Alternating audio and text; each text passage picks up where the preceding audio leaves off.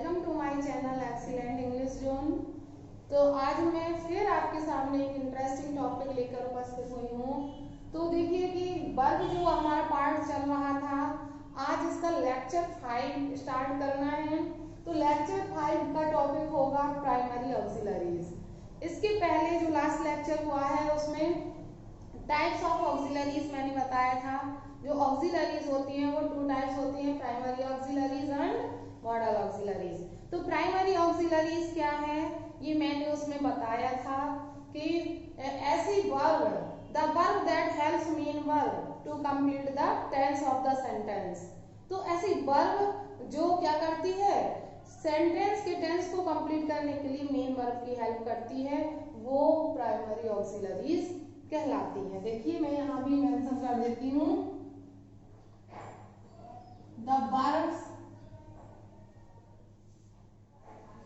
that help main verb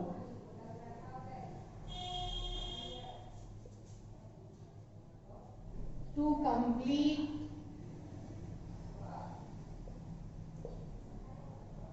the sense of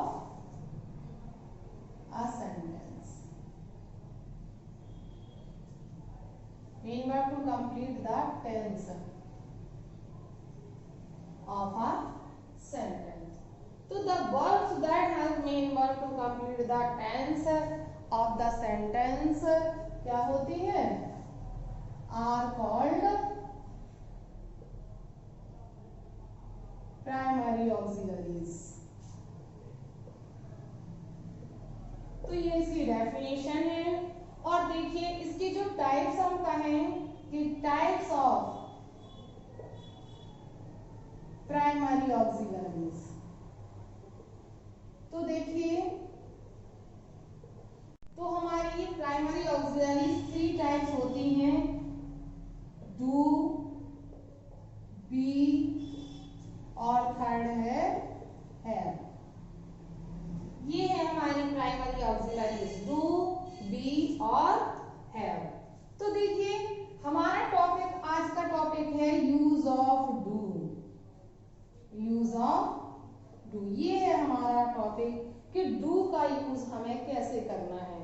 तो देखिए do जो है वो एक हेल्पिंग वर्ब भी है और मेन वर्ब भी है। अब क्योंकि हम यहाँ पढ़ रहे हैं ऑक्सिलरीज, और ऑक्सिलरीज क्या होती हैं, हेल्पिंग वर्ब, तो यहाँ पर हम पहले डू को हेल्पिंग वर्ब के रूप में पढ़ेंगे। देखिए एज अ हेल्पिंग वर्ब और एज अ मेन वर्ब, 2 रूप्स होते हैं, ये 2 रूपों में होती है।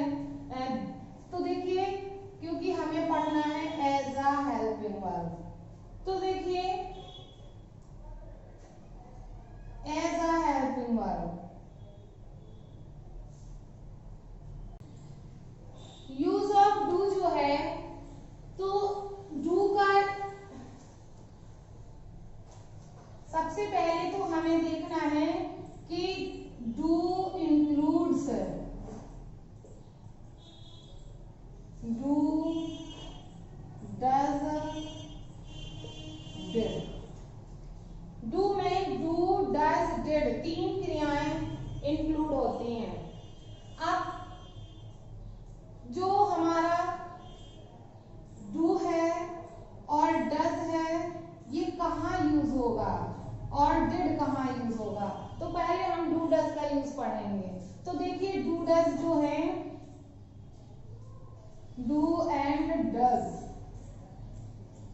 Are used in present indefinite tense. In present indefinite tense, in negative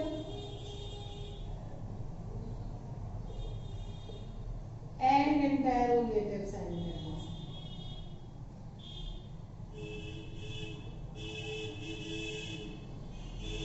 तो देखिए ये हमारा जो डू डज है वो कहाँ कहाँ यूज होता है, किस टेंस में, तो ये प्रेजेंट इंडेफिनिट टेंस में यूज होता है और नेगेटिव और इंटेरोगेटिव में होता है। तो देखिए जो डू है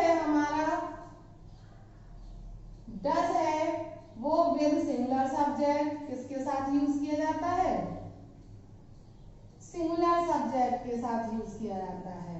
और जो डू है हमारा वो किसके साथ, प्लूरल सब्जेक्ट के साथ यूज किया जाता है। और ये आपने यहाँ देख ही लिया है किसमें यूज किया जाता है, नेगेटिव प्लस इंटरोगेटिव सेंटेंस। ठीक है, अब देखते हैं एग्जाम्पल। एग्जाम्पल में अगर कहा जाए कि I does not brush my teeth daily। तो देखिए ये कैसे पता चलेगा कि ये प्रेजेंट इंडेफिनिट टेंस है और इसमें डू डज आएगा। तो देखिए जो प्रेजेंट टेंस होता है हमारा प्रेजेंट इंडेफिनिट, तो इस प्रेजेंट इंडेफिनिट की ये आइडेंटिटी होती है कि ये हैबिट बताता है। एक्शन इन प्रेजेंट, प्रेजेंट में क्या दर्शाता है, एक्शन। हैबिट आदत बताता है, प्रेजेंट के एक्शन बताता है। हैबिचुअल ट्रुथ, अभी मैं टेंस में ये सब पढ़ाऊंगी। हैबिचुअल ट्रुथ बताता है, यूनिवर्सल ट्रुथ, हैबिट हो गया है क्योंकि यूनिवर्सल ट्रुथ बताता है। प्रोवर्ब भी आ जाते हैं इसमें। इससे पता चलता है कि सेंटेंस किसमें है, प्रेजेंट में है, प्रेजेंट इंडेफिनिट। तो I dash not brush my teeth daily, तो ये उसकी आदत है कि मैं डेली ब्रश नहीं करता हूँ, तो प्रेजेंट इंडेफिनिट का सेंटेंस है। और अगर हम सेंस के अकॉर्डिंग भी देखें तो मैं डेली ब्रश नहीं करता हूँ और ता है ती है प्रेजेंट इंडेफिनिट की पहचान होती है। तो यहाँ पर आई के साथ आई प्लूरल माना जाता है तो क्या आ जाएगा, डू आ जाएगा। अगर सेंटेंस में कहा जाए dot dot you know me, interrogative है, क्या तुम मुझे जानते हो, तो ये भी प्रेजेंट इंडेफिनिट में है, यू के साथ क्या आ जाएगा, डू आ जाएगा। अगर सेंटेंस आ जाए सी नॉट कुक फूड डेली, तो सी नॉट कुक फूड डेली, वह डेली फूड भोजन नहीं पकाती है, तो ये उसकी आदत है और सी के साथ क्या आएगा, डस। तो यहाँ पर हमने डस फिल कर दिया। इस तरह से हेल्पिंग वर्ब के रूप में, मॉडल प्राइमरी ऑक्सिलरी के रूप में डू का यूज किसमें किया जाता है, प्रेजेंट इंडेफिनिट सेंटेंस के नेगेटिव और इंटेरोगेटिव में डू और डस का यूज किया जाता है। अब इसके बाद देखिए जो डिड है हमारा, वो डिड का यूज पास्ट टेंस में हम करेंगे। तो देखिए जैसा कि आपने देखा कि डू जो है वो डू डज और डिड तीनों वर्ब को इंक्लूड करता है। तो अब हमने क्योंकि डू तो पढ़ लिया है, डू डज तो पढ़ लिया है और डिड रह गया है हमारा, तो डिड देखिए पास्ट इंडेफिनिट में आता है। तो डिड जो है is used in past indefinite tense.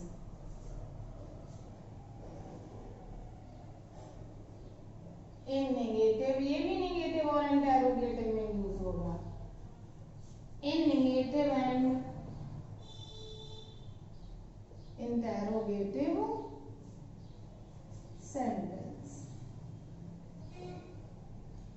तो जो डिड है, डिड का यूज पास्ट इंडेफिनिट टेंस के नेगेटिव और इंटरोगेटिव सेंटेंस में किया जाता है। तो जैसे कि एग्जांपल के लिए यहाँ पर ये सिंगुलर हो या प्लूरल, क्योंकि एक ही वर्ब है तो एक ही आएगी सिंगुलर प्लूरल के साथ, दो नहीं होंगी।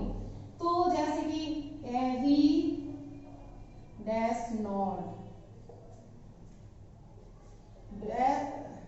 he does not go to school yesterday।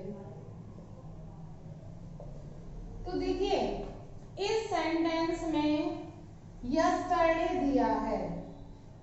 कोई भी सेंटेंस हो अगर उसमें पास्ट की कोई आइडेंटिटी नहीं दी है तो वो प्रेजेंट में भी बन सकता है। अगर हम इसका यस्टरडे यहाँ से हटा देते तो बन जाता ही dash not go to school.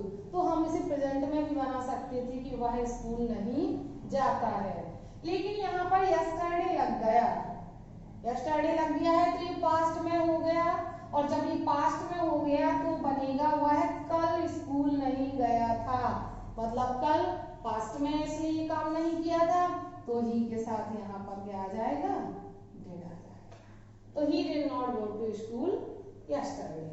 Next example में डैश यू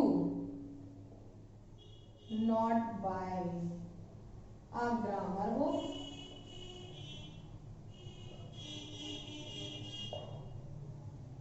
तो देखिए इसमें तो कोई आइडेंटिटी भी नहीं है पास्ट की, फिर भी हम पूछेंगे तो ये पूछेंगे कि क्या तुमने ग्रामर बुक नहीं खरीदी, मतलब तुमने अभी तक पास्ट में ये काम नहीं किया है, तो आ जाएगा did you not buy a grammar book. ठीक है, इस तरह से ही ये डिड का यूज होगा। और आपको पता है कि हम यहाँ पर अभी एज अ हेल्पिंग वर्ब पढ़ रहे हैं इनको। तो देखिए नेक्स्ट एग्जांपल में अगर हम कहें डबल इंट्रोगेटिव आ जाता है, why dash he not help me. तो why he not help me, वह मेरी मदद क्यों नहीं करता है, तो प्रेजेंट में आ जाएगा डज। अगर हम इसे पास्ट में बनाना चाहें तो ये पास्ट में बन जाएगा, लेकिन अगर हम इसमें इतना जोड़ दें, इसी सेंटेंस को इस तरह से लिख दें, why dash he not help मी, यहां पर एक सेंटेंस और जोड़ दें कि व्हेन आई कॉल्ड हिम, यहां पर एक सेंटेंस और जोड़ दिया, क्लॉज का सेंटेंस हो गया। Why does not help me when I called him, इसमें when I called him में called सेकेंड फॉर्म है वर्ब की, जो आपको बता रही है कि ये सेंटेंस पास्ट में बनेगा। तो जब मैंने उसे बुलाया, जब मैंने उसे बुलाया तो उसने मेरी मदद क्यों नहीं की, पास्ट में हो गया।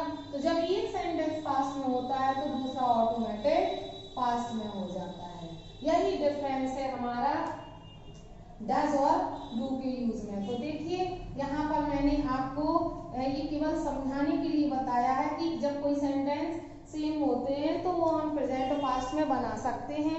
हम यहाँ भी बना सकते थे कि उसने मेरी मदद क्यों नहीं की, लेकिन यहाँ तो हम प्रेजेंट में भी बना सकते हैं, तो पास्ट में बनाने की जरूरत नहीं है। पास्ट में हमें तभी बनाना है जब उसमें कोई पास्ट का वर्ड दिया हो, कोई पास्ट की आइडेंटिटी। तो ये हमारा यूज ऑफ डू हुआ, जिसमें हमने डू को एज अ हेल्पिंग वर्ब पढ़ा। तो समझ लीजिए कि हेल्पिंग वर्ब के रूप में डू का यूज प्रेजेंट इंडेफिनिट टेंस में और पास्ट इंडेफिनिट टेंस में किया जाता है। लेकिन डू का यूज इतना सा ही नहीं है, ये तो ग्रामर में फिल करने को आता है वो है। डू के बहुत सारे यूजेस हैं, अदर यूजेस ऑफ डू जो हैं वो बहुत सारे हैं, कई जगह डू के यूज किए जाते हैं, बट मेन वर्ब के रूप में किए जाते हैं, कहीं कहीं हेल्पिंग वर्ब के रूप में भी किए जाते हैं स्पोकन में। तो डू का जो अदर यूज है वो मैं नेक्स्ट लेक्चर में लेके आऊंगी, और आज के लिए इतना ही। Thank you, thanks for watching video.